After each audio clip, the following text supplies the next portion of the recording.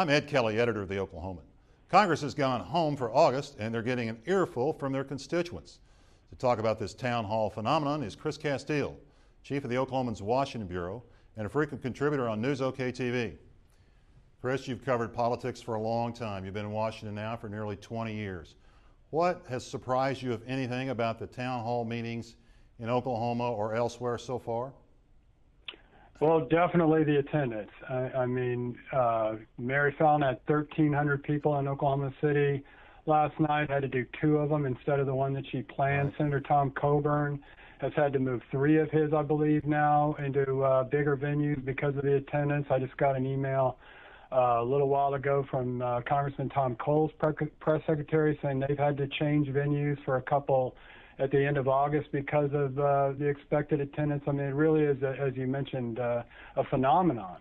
I've done town hall meetings in Western Oklahoma where maybe a dozen people showed up. Half of them retirees worried about Social Security, and dozens and dozens of campaign events in Oklahoma that didn't draw anywhere near what we're seeing at these town hall meetings. So it's really just fascinating. I was talking to Congressman Dan Boren this morning about it. He's doing he's doing 3 actually next week in his Eastern Oklahoma district, and he said he echoed something that Frank Lucas's press secretary said to me earlier this week, that healthcare is dominating these things, but it's bigger than that. That Right. It's a frustration. It's almost like, it sounds to me almost like this fear and loathing out there about government.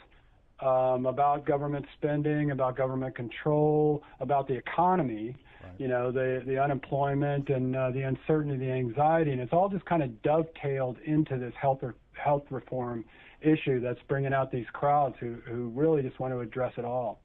Okay, so will these town hall meetings this month prompt Congress to change directions in any way on health care once they return to Washington and get back to work in September? It definitely could. It definitely could have an impact on their political will. Although, really, even before this happened, there really isn't a consensus in either house, really, about how to address health care reform. The House does have this bill that's getting a lot of the attention in these town hall meetings, but despite what Speaker Nancy Pelosi says that she has the votes to get this through, she hasn't had to prove that. And there's been a lot of skepticism up here about whether indeed she really could get this House plan through that does have the government option for a private, to compete with private health care plans in it.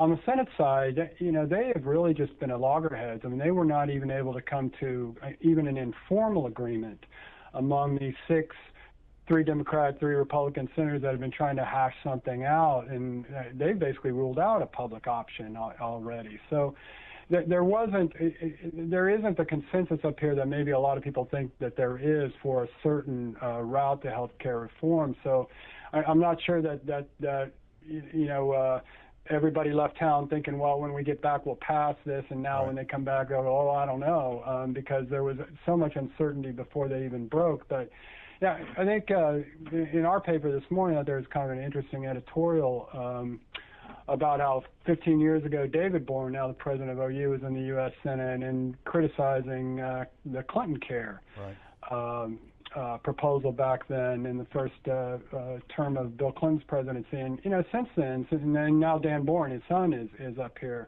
dealing with this. And, the point about it is that, if they'd have done something back then, maybe, they'd be avoiding some of it. But since then, private healthcare premiums have gone up more than 150%. Medicare is that much closer to bankruptcy. In fact, it's 2017 now, which isn't really that far away. And there are millions more people uninsured. So I think that they will come back and maybe be a little jittery about what they confronted back in their hometowns, but they're still confronted with these pretty pressing problems, especially in Medicare. The fact that it's just 8 years away when Medicare runs out of money. It's already taking, a lot of money out of the Treasury because the Medicare tax can't pay for it all. So there are some things that they absolutely need to address, public eye or not. Okay, Chris, job well done. Thank you. Thank you, Ed. For more coverage from Chris Casteel on these issues and more, go to newsok.com and The Oklahoman.